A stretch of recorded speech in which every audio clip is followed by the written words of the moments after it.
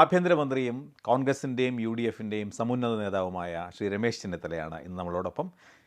സ്വാഗതം.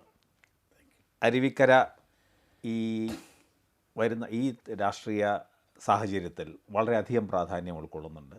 പ്രത്യേകിച്ച് എല്ലാ രാഷ്ട്രീയ പാർട്ടികൾക്കും എന്നുള്ളതിനപ്പുറത്ത് ഈ ഗവൺമെൻറ് അതിൻ്റെ അവസാന വർഷത്തിലേക്ക് എത്തുമ്പോൾ ഈ ഉപതെരഞ്ഞെടുപ്പിൻ്റെ പ്രാധാന്യം മറ്റേതൊരു ഉപതെരഞ്ഞെടുപ്പിനെക്കാട്ടിലും കൂടുതലാണ്. എന്താണ് താങ്കളുടെ തന്നെ കാഴ്ചപ്പാടിൽ ഈ തെരഞ്ഞെടുപ്പിൻ്റെ പ്രാധാന്യം? ഈ തെരഞ്ഞെടുപ്പിൻ്റെ പ്രാധാന്യം വരാൻ പോകുന്ന നിരവധി തെരഞ്ഞെടുപ്പുകളുടെ ഒരു മുന്നോടിയാണ്. കാരണം ഇനി ഉണ്ടാകാൻ പോകുന്ന പഞ്ചായത്ത് തെരഞ്ഞെടുപ്പാണ്, അത് കഴിഞ്ഞ് അസംബ്ലി തെരഞ്ഞെടുപ്പാണ്. അപ്പോൾ അതിൻ്റെ മുന്നോടിയായി നടക്കുന്നൊരു പ്രില്യൂഡായിട്ടാണ് ഞാനിതിനെ കാണുന്നത്. അപ്പോൾ അതുകൊണ്ട് തന്നെ യു ഡി എഫിനെ സംബന്ധിച്ചിടത്തോളം വളരെ പ്രധാനപ്പെട്ട ഒരു തെരഞ്ഞെടുപ്പാണ്. പക്ഷേ ഞങ്ങൾക്ക് നല്ല ആത്മവിശ്വാസമുണ്ട്. കാരണം 2006 മുതൽ കേരളത്തിൽ നടന്ന എല്ലാ തെരഞ്ഞെടുപ്പുകളിലും ജയിക്കുന്ന യു ഡി എഫ് ആണ്. അത് പതിവില്ലാത്ത ഒരു കാര്യവുമാണ്. കാരണം ഇടതുപക്ഷ ജനാധിപത്യ മുന്നണിക്ക് ജനങ്ങളെ ആകർഷിക്കാൻ കഴിയാതെ വരുന്നു. മാർക്സിസ്റ്റ് പാർട്ടിക്കകത്ത് ഉണ്ടായിരിക്കുന്ന ഗുരുതരമായ അഭിപ്രായ വ്യത്യാസങ്ങൾ, ഇടതുപക്ഷ വോട്ടുകളിലുണ്ടായിരിക്കുന്ന വലിയ തോതിലുള്ള വിള്ളൽ, ഇതെല്ലാം പിന്നെ യു ഡി എഫ് ഗവൺമെൻറ്റിൻ്റെ ജനക്ഷേമകരമായ പ്രവർത്തനങ്ങൾ, ഇതെല്ലാം വിലയിരുത്തിക്കൊണ്ട് ജനങ്ങൾ യു ഡി എഫിന് അനുകൂലമായി വോട്ട് ചെയ്തു വരുന്ന ഒരു ട്രെൻഡാണ് ഇപ്പോൾ നിലനിൽക്കുന്നത്. ഈ തെരഞ്ഞെടുപ്പിനെക്കുറിച്ച് മുഖ്യമന്ത്രി ഉമ്മൻചാണ്ടി തന്നെ വളരെ ധൈര്യപൂർവ്വം പറഞ്ഞൊരു കാര്യം, ഇത് ഈ ഗവൺമെൻറ്റിൻ്റെ ഒരു ഹിതപരിശോധനയാണ്. അതിനോട് പൂർണ്ണമായിട്ട് യോജിക്കുന്നുണ്ടോ? ഞാൻ പൂർണ്ണമായി യോജിക്കുന്നു. ഏത് തെരഞ്ഞെടുപ്പാണെങ്കിലും നിലനിൽക്കുന്ന ഗവൺമെൻറ്റിൻ്റെ ഒരു റഫറൻഡം തന്നെയാണ്. അപ്പോൾ സ്വാഭാവികമായിട്ടും ഈ തെരഞ്ഞെടുപ്പിൽ തോൽക്കുകയാണെങ്കിൽ ഈ ഗവൺമെൻറ്റിനെതിരായിട്ടുള്ളൊരു ജനവിധിയായി അത് കരുതാൻ ന്യായമുണ്ടോ? ഒന്ന്, അങ്ങനെ ഉണ്ടെങ്കിൽ ഗവൺമെൻറ് രാജിപോലും വെക്കേണ്ട ഒരു ആവശ്യം വന്നാൽ എന്തായിരിക്കും നിലപാട്? അല്ല, ഈ ഗവൺമെൻറ്റിനെ സംബന്ധിച്ചിടത്തോളം ഞങ്ങൾക്ക് അങ്ങനെ ഒരു ഭയമില്ല. കാരണം ഞാൻ അതിൻ്റെ ബാക്ക്ഗ്രൗണ്ട് പറഞ്ഞല്ലോ. 2006 മുതലുള്ള എല്ലാ തെരഞ്ഞെടുപ്പുകളിലും ജയിച്ചിട്ടുള്ളത് യു ഡി എഫ് ആണ്. അരുവിക്കര എന്ന് പറയുന്നൊരു യു ഡി എഫ് മണ്ഡലമാണ്. 23 വർഷക്കാലം 20 വർഷക്കാലം കാർത്തികേയൻ തിരഞ്ഞെടുക്കപ്പെട്ട ഒരു മണ്ഡലമാണ്. ആ RSPക്ക് ആയിരുന്നു ശക്തി ഉണ്ടായിരുന്നത്, ഇടതുമുന്നണിക്കകത്ത് ഒരു ഘടകകക്ഷിയായിരുന്നത്. ഇപ്പോൾ RSP യു ഡി എഫിനോടൊപ്പം വന്നു. അപ്പം ഞങ്ങളുടെ നില കുറേ കൂടി ഭദ്രമാവുകയാണ് ചെയ്തിട്ടുള്ളത്. കാർത്തികേയൻ്റെ ഒരു സ്മരണയും അദ്ദേഹത്തിൻ്റെ വികസന പരിപാടികളുടെ പൂർത്തീകരണവും RSP എന്ന് പറയുന്നൊരു കക്ഷി കൂടി കഴിഞ്ഞ നിയമസഭാ തെരഞ്ഞെടുപ്പിന് ശേഷം യു ഡി എഫിലേക്ക് വന്ന ഒരു സാഹചര്യത്തിൽ ഞങ്ങളുടെ വിജയപ്രതീക്ഷ ഉറപ്പിക്കാൻ കഴിയും എന്നുള്ളതാണ് എൻ്റെ പൂർണ്ണമായ. ജനവിധി എതിരാകും എന്നുള്ള ഒരു തോന്നൽ പോലും ഇല്ല. അതുകൊണ്ട് അതിനെപ്പറ്റി ആലോചിക്കുന്നില്ല. അതെ. അപ്പോൾ സ്വാഭാവികമായിട്ട് ഒരു 4 വർഷം പൂർത്തിയാക്കിയ ഗവൺമെൻറ്, ഈ പ്രത്യേകിച്ച് താങ്കൾ ഈ പറഞ്ഞ ഒരു ഇതിൻ്റെ പശ്ചാത്തലത്തിൽ ആ ഗവൺമെൻറ് നേട്ടങ്ങളും ആ ഗവൺമെൻറ് മുന്നോട്ട് വയ്ക്കുന്ന രാഷ്ട്രീയത്തിനെ അടിസ്ഥാനപ്പെടുത്തി ആയിരിക്കണം തിരഞ്ഞെടുപ്പ്. പക്ഷേ ഇവിടെ ആദ്യമേ തന്നെ ശ്രീ ജി കാർത്തികേയൻ്റെ മകനെ സ്ഥാനാർത്ഥിയാക്കുക എന്നുള്ള ഒരു രീതിയിലൂടെ ഈ രാഷ്ട്രീയവും വികസനവും പുറകോട്ട് പോവുകയും സഹതാപം എന്നുള്ള ഒരൊറ്റ ഘടകം മാത്രമായിട്ട് മുന്നോട്ട് കൊണ്ടുവയ്ക്കുകയും ചെയ്യുന്നത് ഒരു രാഷ്ട്രീയ പാർട്ടിക്കും ഒരു മുന്നണിക്കും ആത്മവിശ്വാസത്തിൻ്റെ സൂചനയായി അതിനെ കാണാൻ പറ്റുമോ? അല്ല, അതൊരു വിലയിരുത്തലാണ്. പക്ഷേ ഞങ്ങളതിനെ കാണുന്നത് വേറെ രീതിയിലാണ്. ഇത് 3 തലമുറകൾ തമ്മിലുള്ള ഒരു പോരാട്ടമാണ്. 86 വയസ്സുള്ള ശ്രീ ഒ രാജഗോപാലും ഒരു 58-60 ആയിക്കൊണ്ടിരിക്കുന്ന വിജയകുമാറും 31 വയസ്സുള്ള ശബരിനാഥനും തമ്മിലൊരു പോരാട്ടമായിട്ടാണ് ഞങ്ങളിതിനെ കാണുന്നത്. ആധുനിക കാലഘട്ടത്തിൽ പ്രത്യേകിച്ച് ഇന്ത്യൻ രാഷ്ട്രീയം വിലയിരുത്തുമ്പോൾ ചെറുപ്പക്കാർക്കൊരു നിർണായകമായ പ്രാതിനിധ്യം നിയമസഭകളിലും അസംബ്ലിയിലും പാർലമെൻറ്റിലും ഒക്കെ നൽകേണ്ടതാണ്. 26-ാമത്തെ വയസ്സിൽ MLA ആയ ഒരാളാണ് ഞാൻ. 27-ാമത്തെ വയസ്സിൽ മന്ത്രിയായ ഒരാളാണ്. 28-ാമത്തെ വയസ്സിൽ. അത് ഞങ്ങളുടെ കാഴ്ചപ്പാടാണ് ഞാൻ പറയുന്നത്. കാർത്തികേയൻ്റെ മകൻ എന്നുള്ള നിലയിൽ തീർച്ചയായിട്ടും അദ്ദേഹത്തിന് ഒരു പ്രാധാന്യമുണ്ട്. അതോടൊപ്പം തന്നെ ഒരു നല്ല ബിരുദധാരിയായ ഒരു ചെറുപ്പക്കാരന്. പക്ഷെ സ്വാഭാവികമായി അപ്പോൾ നേരിടുന്ന ചോദ്യം, പിന്നെ പാർട്ടിയുടെ തന്നെ ചെറുപ്പക്കാർ ഇഷ്ടംപോലെ യൂത്ത് കോൺഗ്രസിൻ്റെ, KSUവിൻ്റെ, താങ്കളെ പോലെയുള്ളവരാണെങ്കിൽ ഏറ്റവും താഴേക്കിടയിൽ നിന്ന് ഏറ്റവും പഠിച്ച സ്കൂളിലെ യൂണിറ്റിന് മുതൽ കൃത്യമായി പടിപടിയായി ഉയർന്ന് മുന്നോട്ട് വരികയും അങ്ങനെ സ്ഥാനങ്ങളിലേക്ക് വന്നു. അതിന് പകരം ഇങ്ങനെ ഒരു, തീർച്ചയായിട്ടും ജി കാർത്തികേയൻ ആദരണീയനാണ്, അദ്ദേഹത്തിൻ്റെ കുടുംബം ആദരണീയം. പക്ഷേ KSUക്കാർ മുന്നോട്ട് വെച്ച ഒരു പരാതി തന്നെ ഇത് രാഷ്ട്രീയത്തിലേക്ക് പ്രവേശിച്ചു വരുന്ന യുവാക്കൾക്ക് ഇതൊരു ഒരു ഒരു തെറ്റായ സന്ദേശമല്ലേ നൽകുന്നത്? നിങ്ങളെക്കൊണ്ട് കാരണം കുടുംബ പാരമ്പര്യവും പശ്ചാത്തലവുമാണ് പ്രധാനം, കുടുംബ വാഴ്ചയാണ്, മക്കൾ രാഷ്ട്രീയമാണ് എന്നുള്ളതെല്ലാം ഒന്നുകൂടി വിളിച്ച് പറയുന്നത് പോലെ. അതുകൊണ്ടായിരിക്കുമല്ലോ വി എസ് ജോയ് അങ്ങനെ ധരിച്ചതും കെ എസ് യു അങ്ങനെ നിലപാട് സ്വീകരിച്ചു. അല്ല, കോൺഗ്രസിനെ സംബന്ധിച്ചിടത്തോളം നമുക്ക് അങ്ങനെ ഒരു നിലപാടില്ല.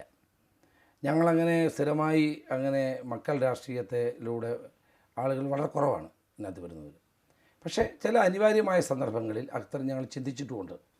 ഇവിടെ വന്നിരിക്കുന്നത് എന്താണ്, കാർത്തികേയൻ്റെ ഭാര്യയോടാണ് മത്സരിക്കണം എന്നുള്ളൊരു അഭിപ്രായം ഞാൻ തുറന്നു പറയുകയാണ് ഉണ്ടായത്.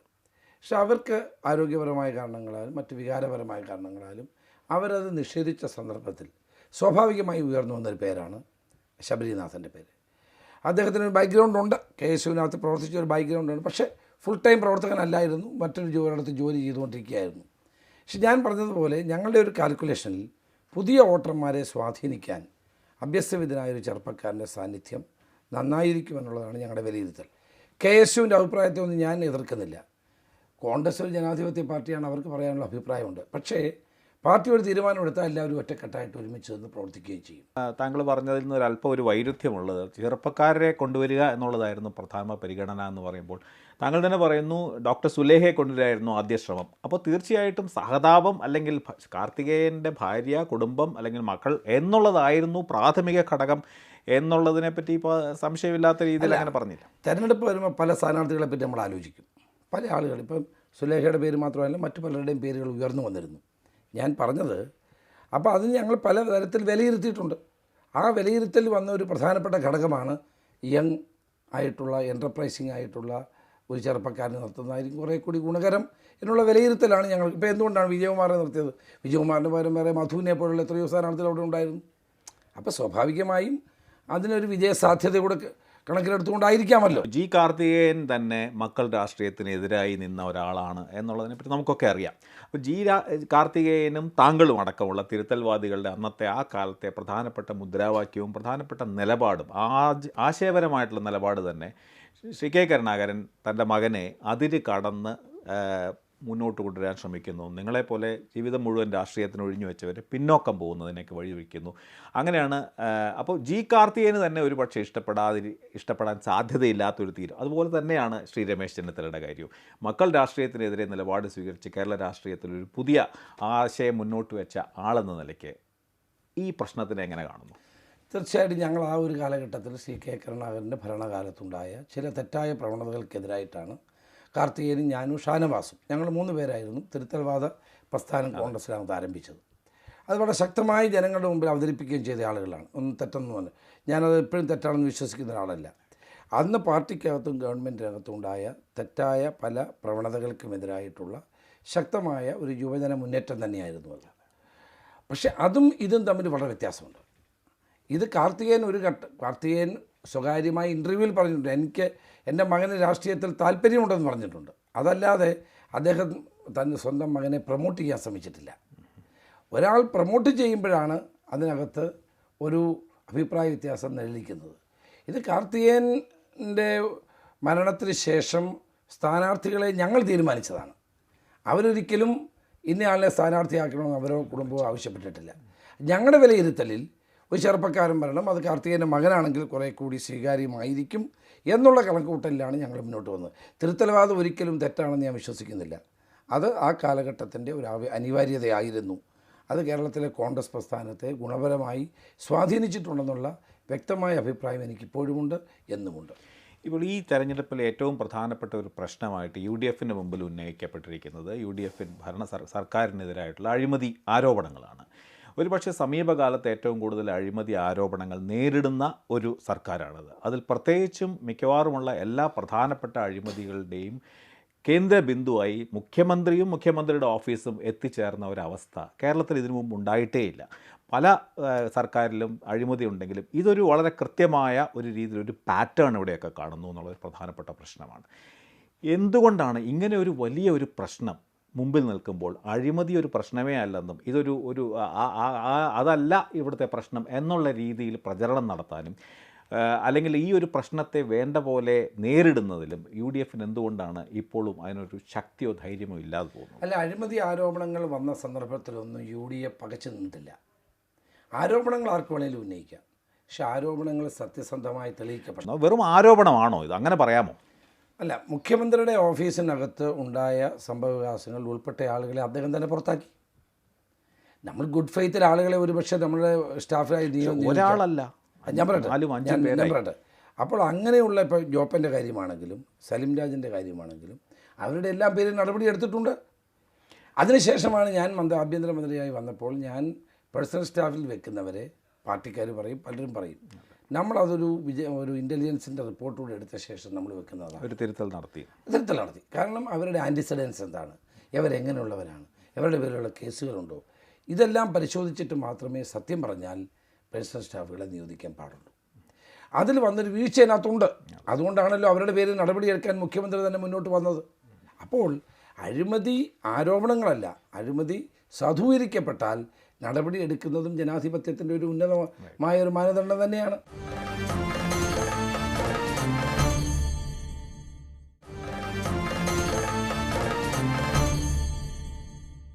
താങ്കളൊരു പ്രത്യേക സന്ദിഗ്ധാവസ്ഥയിലായി. അതായത് ബാർ കോഴയെ സംബന്ധിച്ച് നടപടിയോ അന്വേഷണമോ മുന്നോട്ട് പോവുകയാണെങ്കിൽ അത് KM മാണിക്കെതിരാണെന്നോ അല്ലെങ്കിൽ കേരള കോൺഗ്രസിനെതിരാണോ എന്നുള്ള ആക്ഷേപം പല സ്ഥലത്തുനിന്നും ഉണ്ടായി. മുഖ്യമന്ത്രി പോലും അതുപോലെ എന്തൊക്കെയോ സൂചിപ്പിച്ചു. അദ്ദേഹം KM മാണിക്കെതിരായിട്ടുള്ള നടപടികളെക്കുറിച്ച് അദ്ദേഹം ഒരു അസംതൃപ്തി പ്രകടിപ്പിക്കുകയുണ്ടായി. അതേസമയത്ത് നടപടി എടുത്തില്ലെങ്കിൽ അത് ഗവൺമെൻറ് വിജിലൻസിനെയും ആഭ്യന്തരമന്ത്രിയുടെയും ഒരു അതിര് കടന്ന ഒരു സ്വന്തം പാർട്ടിക്ക് അനുകൂലമായിട്ട് അല്ലെങ്കിൽ മുന്നണിക്ക് അനുകൂലമായിട്ട് ഇങ്ങനെ ഒരു സന്ദിഗ്ധാവസ്ഥ ഉണ്ടായിരുന്നോ ഇടയ്ക്ക്? തീർച്ചയായിട്ടും ഒരു സന്നിഗ്ധാവസ്ഥ ഉണ്ടായിരുന്നു. ധാരാളം കല്ലേറുകൾ എനിക്ക് ലഭിച്ചിട്ടുമുണ്ട്. പിന്നെ ഞാനിരിക്കുന്ന അല്ലെങ്കിൽ ഞാൻ കൈകാര്യം ചെയ്യുന്ന വകുപ്പ് ആഭ്യന്തരമായതുകൊണ്ട് ഇതിന് കല്ലേറ് കിട്ടാതെ മുന്നോട്ട് പോകാൻ കഴിയില്ല. പക്ഷെ ഞാൻ അതിലെടുത്തൊരു സമീപനം എന്താണെന്ന് വെച്ചാൽ, ഒരു കാരണവശാലും മന്ത്രി എന്നുള്ള നിലയിൽ വിജിലൻസ് കേസ് അന്വേഷണത്തിൽ ഇടപെടേണ്ട എന്നുള്ളതാണ് ഇപ്പോഴും എൻ്റെ നിലപാടാണ്. പക്ഷേ അവിടെയാണ് ഞാൻ ഒരു ഘട്ടത്തിലും ആർക്ക് വേണമെങ്കിലും അന്വേഷിക്കാം, ഒരു ഘട്ടത്തിലും ഞാനൊരു ഇടപെടൽ നടത്തിയിട്ടില്ല. നിഷ്പക്ഷവും നീതിപൂർവ്വവും സത്യസന്ധവുമായ അന്വേഷണം നടക്കണമെന്ന് എനിക്ക് നിർബന്ധമുണ്ടായിരുന്നു. ഈ ആരോപണം വന്നപ്പോൾ തന്നെ അന്വേഷണത്തിന് ഉത്തരവിട്ടത് തന്നെ അഭിപ്രായ വ്യത്യാസമുള്ള ആളുകളുണ്ടായിരുന്നു. FIR ഇട്ടപ്പോൾ അഭിപ്രായ വ്യത്യാസമുള്ള ആളുകളുണ്ടായിരുന്നു. അല്ല, പക്ഷേ ഞാൻ ചോദിക്കുന്നത്, മുഖ്യമന്ത്രി അങ്ങനെ ഒരു അഭിപ്രായം പറഞ്ഞപ്പോൾ താങ്കൾ അത് കഴിഞ്ഞ് അതിനെ വിശദീകരിച്ചു. മുഖ്യമന്ത്രിയും കൂടെ അറിഞ്ഞല്ലാതെ വേറെ ഒരു നടപടിയും താങ്കൾ സ്വീകരിച്ചിട്ടില്ല എന്ന്. അപ്പോൾ മുഖ്യമന്ത്രി അങ്ങനെ ഒരു പ്രസ്താവന നടത്തിയത് ശരിയായില്ല എന്ന് താങ്കൾക്ക് പറയാനുള്ള ഒരു എന്താ പറയുക, ഒരു ചങ്കൂറ്റം അപ്പോൾ കണ്ടില്ല? ചങ്കൂറ്റത്തിൻ്റെ പ്രശ്നമല്ല. നമ്മളൊരു മുഖ്യമന്ത്രിയോടൊപ്പം പ്രവർത്തിക്കുന്ന ഒരാളാണ് ഞാൻ ഒരു കാര്യം ഇപ്പോഴും വ്യക്തമാക്കുന്നു. ഇതുമായി ബന്ധപ്പെട്ട നടപടിക്രമങ്ങളെല്ലാം മുഖ്യമന്ത്രിയും കുറഞ്ഞത് വ്യവസായ വകുപ്പ് മന്ത്രിയും അറിഞ്ഞുകൊണ്ട് തന്നെയാണ് എല്ലാ നടപടികളും. എന്നുവെച്ചാൽ ഞാൻ സ്വീകരിച്ച നടപടികൾ അതിന് വിജിലൻസിൻ്റെ കേസന്വേഷണമല്ല, അത് നമുക്ക് ഇടപെടാൻ പറ്റില്ല.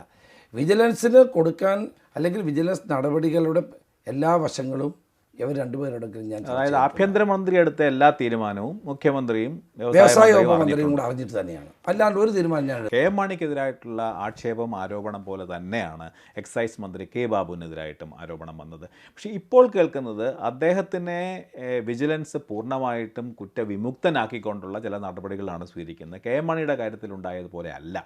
അപ്പോൾ കേരള കോൺഗ്രസ് ആദ്യം മുതൽ പറയുന്ന ഒരു പരാതി രണ്ട് രീതിയിലാണ്, പൂർവ്വമായിട്ടാണ് ആഭ്യന്തര വകുപ്പ് ഇക്കാര്യത്തിൽ കൈകാര്യം ചെയ്യുന്നത്. KM മാണിക്കെതിരെ ഒരു നീതി, കോൺഗ്രസ്സുകാരനായ ബാബുവിനെതിരെ മറ്റൊരു നീതി എന്ന് പറയുന്ന ഒരു ആക്ഷേപം ശരിയല്ല പറയുന്നു. കാരണം ഈ രണ്ട് കേസുണ്ടായപ്പോഴും ആദ്യം നമ്മൾ പ്രാഥമികമായ ഒരു അന്വേഷണമാണ് നടത്തിയത്. പ്രാഥമികമായ ഒരു അന്വേഷണം നടത്തി അതിനകത്തൊരു കൊഗ്നിസബിൾ ഒഫൻസ് ഉണ്ടെന്ന് കണ്ടപ്പോഴാണ് FIR ഇടാൻ പറഞ്ഞത്. ബാബുവിൻ്റെ കേസിനകത്ത് പ്രാഥമിക അന്വേഷണം നടന്നുകൊണ്ടിരിക്കുകയാണ്. അത് നടന്ന് ഒരു കൊഗ്നിസബിൾ ഒഫൻസ് ഉണ്ടോ ഇല്ലയോ എന്ന് പരിശോധിച്ച് റിപ്പോർട്ട് കിട്ടിയാൽ മാത്രമേ അനന്തര നടപടികൾക്ക് സാധ്യതയുള്ളൂ. അല്ലാണ്ട് ബാബുവിൻ്റെ കേസ് അന്വേഷിക്കാതിരുന്നാൽ ഈ പറയുന്ന കറക്റ്റാണ്. ബാബുവിൻ്റെ പേരിൽ ഒരു ആരോപണം വന്നപ്പോൾ 164ൻ്റെ വെളിച്ചത്തിൽ ആ ആരോപണങ്ങളെ ഞങ്ങൾ അവഗണിച്ചിരുന്നെങ്കിൽ രാധാകൃഷ്ണൻ പറയുന്നത് 100% ശരിയാണ്. അത് അവഗണിച്ചില്ലെന്ന് മാത്രമല്ല, അതിനൊരു അന്വേഷണ ടീമിനെ വെച്ചു, അവർ അന്വേഷണം നടത്തിക്കൊണ്ടിരിക്കുന്നു. അന്വേഷണം ഏത് സ്റ്റേജിലാണെന്ന് എനിക്കറിയില്ല, ഏതോ പത്രങ്ങളൊക്കെ ഞാനും കണ്ടു. പക്ഷേ അത് അന്വേഷണത്തിന് റിപ്പോർട്ട് കിട്ടാൻ നമുക്ക് പറയാൻ കഴിയില്ല. അതുപോലെ തന്നെയാണ് ഇപ്പോൾ ഇതിനകത്തൊരു ലീഗൽ അഡ്വൈസ്, അതായത് ഇതുപോലെയുള്ളൊരു കേസിൽ നിയമപരമായിട്ടുള്ള ഉപദേശത്തിനെ അടിസ്ഥാനപ്പെടുത്തിയാണ് നടപടികൾ മുന്നോട്ട് പോകുന്നത് എന്നുള്ളൊരു നിലപാടാണ് സ്വീകരിച്ച് കാണുന്നത്. പക്ഷേ വാസ്തവത്തിൽ പ്രധാനപ്പെട്ട കേസുകളിലൊന്നും അങ്ങനെ ഉണ്ടായിട്ടില്ല. വിജിലൻസിന് അന്വേഷിക്കാൻ മുന്നോട്ട് പോകാമെന്നുള്ള തെളിവുകളുണ്ടെങ്കിൽ, അതിനുള്ള സാഹചര്യമുണ്ടെങ്കിൽ ഇപ്പോൾ ഈ വി അഗസ്റ്റിൻ എന്ന് പറയുന്ന ലീഗൽ ആയിട്ടുള്ള അദ്ദേഹത്തിൻ്റെ അഡ്വൈസ് അനുസരിച്ച് നടപടി വേണ്ട എന്നൊരു തീരുമാനത്തിലേക്ക് പോകുമോ വിജിലൻസ്? വി അഗസ്റ്റിനെ നിയമിച്ചത് കഴിഞ്ഞ ഗവൺമെൻറ്റാണ്. അതെ, വി അഗസ്റ്റിനാണ് FIR ഇടണമെന്ന് നിർബന്ധിച്ച അല്ലെങ്കിൽ നിയമോപദേശം നൽകിയ വ്യക്തി. അപ്പോൾ അന്ന് ആ നിയമോപദേശം വന്നപ്പോൾ അഗസ്റ്റിൻ നല്ലയാളാണ്. ഇപ്പോൾ അഗസ്റ്റിൻ അതിന് ലഭിച്ചിട്ടുള്ള നിഗമനങ്ങളുടെ അടിസ്ഥാനത്തിൽ അദ്ദേഹം നൽകിയ നിയമോപദേശം എന്താണെന്ന് എനിക്ക് എപ്പോഴും അറിയില്ല, കാരണം അത് സീൽഡ് കവറിൽ കൊടുത്തിട്ടുള്ളതാണ്, എനിക്കറിയില്ല. മാധ്യമങ്ങളിൽ വന്ന വാർത്തകളുടെ അടിസ്ഥാനത്തിൽ പ്രോസിക്യൂട്ട് ചെയ്യാനുള്ള സാധ്യതയില്ല എന്നാണ് അദ്ദേഹം എഴുതിയിട്ടുണ്ടെങ്കിൽ അത് അദ്ദേഹത്തിൻ്റെ നിഗമനങ്ങളാണ്. വിജിലൻസിന് ചില നടപടിക്രമങ്ങളുണ്ട്. ഈ ഇൻവെസ്റ്റിഗേഷൻ ഓഫീസർ IO പറയുന്ന നിഗമനങ്ങൾ അത് അദ്ദേഹത്തിന് ലീഗലായി വെറ്റ് ചെയ്യണം. വെറ്റ് ചെയ്ത ശേഷം അത് ADGPക്ക് പോകും. ADGP പരിശോധിച്ച ശേഷം അദ്ദേഹത്തിന് വേണമെങ്കിൽ നിയമോപദേശം തേടാം. അദ്ദേഹം അത് ഡയറക്ടർക്ക് കൊടുക്കും.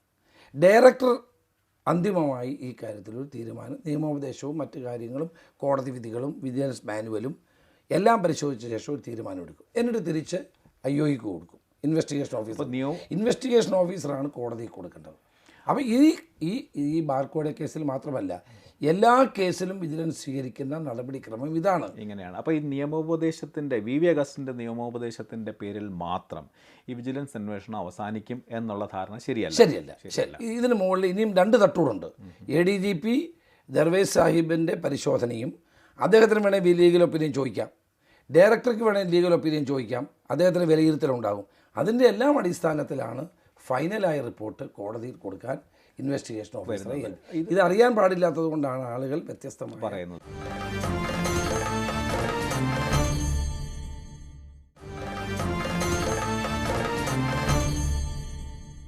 താങ്കൾ ഇതിനു മുമ്പ് ഇപ്പോൾ വിജിലൻസിൻ്റെ തലവനായിരുന്ന ജേക്കബ് തോമസിൻ്റെ കാര്യത്തിൽ അദ്ദേഹത്തിനെ പെട്ടെന്ന് ഈ ഫയർ ഫോഴ്സിൻ്റെ തലവനായിട്ടും മറ്റും കമാൻഡൻ്റായിട്ടും മറ്റും ട്രാൻസ്ഫർ ചെയ്ത് വാസ്തവത്തിൽ ഇതിൻ്റെ വിശ്വാസ്യത ഇത് ആദ്യം മുതൽ ഇദ്ദേഹത്തെ മാറ്റുമെന്ന് പറയും. അദ്ദേഹം ലീവ് എടുത്ത് പോയപ്പോൾ താങ്കൾ കൃത്യമായി പറഞ്ഞു അത് ഇതുമായിട്ട് ബന്ധപ്പെട്ടല്ല ലീവ് എടുത്തത്. പക്ഷേ ഇപ്പോൾ അദ്ദേഹം പറയുന്നു ഈ ട്രാൻസ്ഫറിനെ പറ്റി അദ്ദേഹം മുഴുവനോട് പറഞ്ഞില്ലെങ്കിലും ഏതാണ്ട് അങ്ങനെയൊക്കെയായിരുന്നു അദ്ദേഹം ലീവ് എടുത്ത് പോകേണ്ടി വന്നതും അദ്ദേഹത്തിൻ്റെ മേൽ സമ്മർദ്ദമുണ്ടായി എന്നൊക്കെ പറയുമ്പോൾ വാസ്തവത്തിൽ വിജിലൻസിൻ്റെയും ആഭ്യന്തര വകുപ്പിൻ്റെയും ഉദ്ദേശശുദ്ധിക്കും ആത്മാർത്ഥതയ്ക്കും കരിനിഴൽ വീണില്ല എന്നുള്ളത് ശരിയല്ലേ?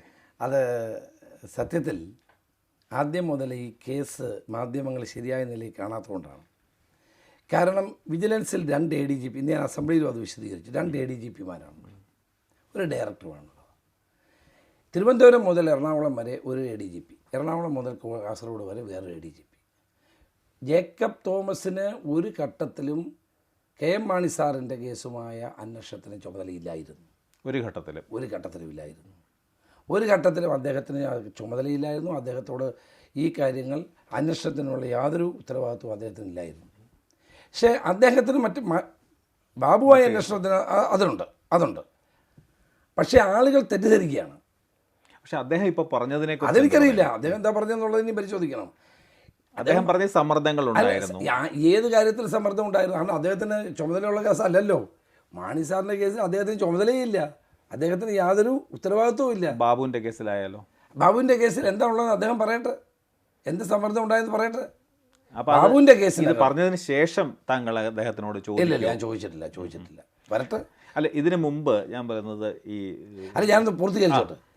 കാരണം ജേക്കബ് തോമസിൻ്റെ ഒരു ഘട്ടത്തിലും മാണി സാറിൻ്റെ കാര്യത്തിൽ മാണി സാറിൻ്റെ കേസിനകത്ത് അന്വേഷണ ചുമതല ഇല്ലായിരുന്നു. ബാബുവിൻ്റെ കേസ് അന്വേഷണം തുടങ്ങിയ സന്ദർഭത്തിലാണ് അദ്ദേഹം 2 ദിവസം കാഷ്വൽ ലീവ് എടുത്ത് പോയത്. 2 ദിവസം കാഷ്വൽ ലീവ് എടുക്കുന്നതും അനന്തമായ ലീവ് എടുക്കുന്നതും ഒക്കെ തമ്മിൽ വലിയ വ്യത്യാസമുണ്ട്. അദ്ദേഹം പറഞ്ഞതിന് ശേഷം അദ്ദേഹം പറഞ്ഞത് മുഴുവൻ വായിച്ചു നോക്കിയാൽ സമ്മർദ്ദങ്ങൾ ഉണ്ടായിട്ടും വിജിലൻസ് നല്ല നിലയിൽ പോയിട്ടാണ് പറഞ്ഞത്. ആരുടെ സമ്മർദ്ദം ഉണ്ടായിരുന്നു അദ്ദേഹം വിശദീകരിക്കട്ടെ.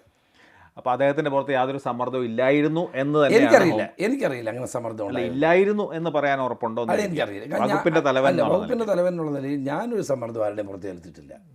എനിക്ക് എൻ്റെ ആവശ്യമില്ല. ഇതെല്ലാം കഴിഞ്ഞപ്പോഴാണ് ഒരു പുതിയ ആരോപണം ആഭ്യന്തര മന്ത്രിയുടെ ഓഫീസിൽ നിന്ന് തന്നെയാണ് രേഖകൾ ചോർന്നത് എന്ന് പറഞ്ഞൊരു പത്രത്തിൽ പ്രത്യേകിച്ച് കഴിഞ്ഞ ദിവസം കണ്ടു. അത് DGP ആയിരുന്ന ബാലസുബ്രഹ്മണ്യവും ഭാരത് ഭൂഷണും തമ്മിലുള്ള അഭിപ്രായ വ്യത്യാസത്തിൽ അല്ലെങ്കിൽ പിന്നെ അവർ തമ്മിലുള്ള ഭിന്നതകളിൽ DGPയുടെ പക്ഷം ചേർന്നുകൊണ്ട് ഒരു കളി ആഭ്യന്തര വകുപ്പ് ചെയ്തു. അതിലൊരു പ്രധാനപ്പെട്ട വിവരങ്ങൾ ചോർന്നുപോയി, ഇതെല്ലാം മന്ത്രിയുടെ സ്റ്റാഫാണ് എന്നൊക്കെ പറഞ്ഞൊരു വാർത്ത കണ്ടു. താങ്കൾ അതിനെപ്പറ്റി ഒന്നും പ്രതികരിച്ചു കണ്ടില്ല? ആഭ്യന്തര വകുപ്പ് മന്ത്രിയുടെ പ്രതികരിക്കാതിരുന്നത് വേറെ ഒന്നും കൊണ്ടല്ല, it is A spilt milk. ശരി. അതുകൊണ്ട് തന്നെ പ്രതികരിക്കാമെന്ന്. അവർക്ക് വ്യക്തിവൈരാഗ്യം തീർക്കാൻ വേണ്ടി വെറുതെ ആളുകൾ റിട്ടയർ ചെയ്ത ഉദ്യോഗസ്ഥന്മാർ അങ്ങോട്ടും ഇങ്ങോട്ടും ആരോപണം പറയുന്നതിന് ഞാനൊരു കക്ഷി ചേരണ്ടെന്ന് വിചാരിച്ചിട്ടാണ്. അതിൽ എന്നാലും ആഭ്യന്തര മന്ത്രിയുടെ ഓഫീസ് എന്ന് പറയുമ്പോൾ മന്ത്രിയുടെ ഓഫീസിനൊന്നും ഒരു കുഴപ്പമില്ല. മന്ത്രിയുടെ ഓഫീസ് നല്ല നിലയിൽ മുന്നോട്ട് പോയിട്ടുണ്ട്. ആർക്കും ഒരു പരാതി. നിവേദിതഹാരൻ്റെ റിപ്പോർട്ടിൽ എൻ്റെ ഓഫീസിനെ സംബന്ധിച്ച് ഒരു പരാതിയില്ല. ഏതായാലും ഏവരൊക്കെ റിട്ടയർ ചെയ്ത ഉദ്യോഗസ്ഥന്മാരാണ്. ഞാൻ ആവശ്യമില്ലാതെ ഒരു വഴക്കിന് അവരോട് ആരുമില്ല. ഈ വാർത്ത, അതിനു മുമ്പ് ജേക്കബ് തോമസിൻ്റെ ഇൻ്റർവ്യൂ, അതിനു മുമ്പ് പോലീസ് വകുപ്പിൽ പറ്റിയുള്ള വേറെ ചില വാർത്തകൾ, ഇതെല്ലാം ഒരു പാറ്റേൺ ഇതിൽ കാണുന്നുണ്ട്. അങ്ങനെ ശ്രദ്ധിച്ചിട്ടുണ്ടോ? അത് നിങ്ങൾ തന്നെ വിലയിരുത്തിയാൽ മതി. എന്തായിരിക്കുമെന്ന് തോന്നുന്നു? എന്താണെന്ന് നിങ്ങൾ പത്രലേഖകർ വിലയിരുത്തിയാൽ മതി.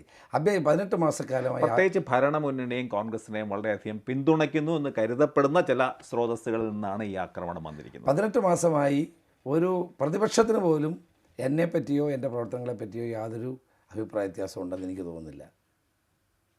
അത്രേ എനിക്ക് പറയാനുള്ളൂ. Thank you very much.